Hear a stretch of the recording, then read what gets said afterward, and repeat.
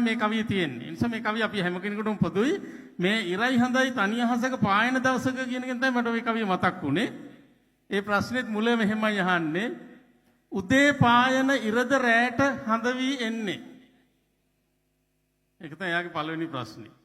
මේක අපිටත් පොඩි කාලේ දැල්ලා තියෙනවා මෙහෙම. මම නම් හිතලා තියෙනවා.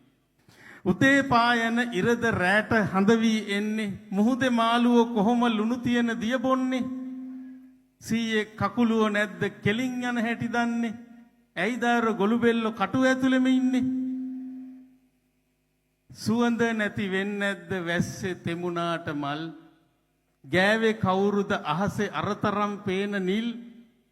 කවුද දිය පුරවන්නේ ගෙඩි ඇතුලේ තැඹිලි පොල්. හැදුනේ කොහොමද සීයේ පොළොවේ මේ තරම් ගල්. තවත් ප්‍රශ්න තියෙනවා යාට.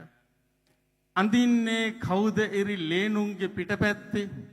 එළුවන්ට වගේ ඇයිද බල්ලන්ට අං නැත්තේ.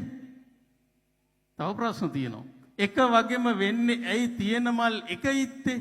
සැරින් සැර එන සුළං කොහෙද නතර වෙත්තේ. ඊයර ගීත එකක් අහන්නේ කියන්න සුළඟේ ඔබ කොයි සිටද වෙන්නේ කියලා අහන්නේ නේ. තවත් ප්‍රශ්න තියෙනවා.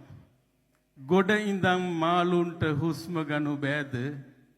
ඉර තියෙන මහදවල් වවුලන්ට රෑද. ඉත්තෑව නිදියද්දි කටු ඇනෙන්නේ නෑද. අන්තිම ප්‍රශ්නේ කකුල් නැති නයි එහෙම පවුසීයේ නේද.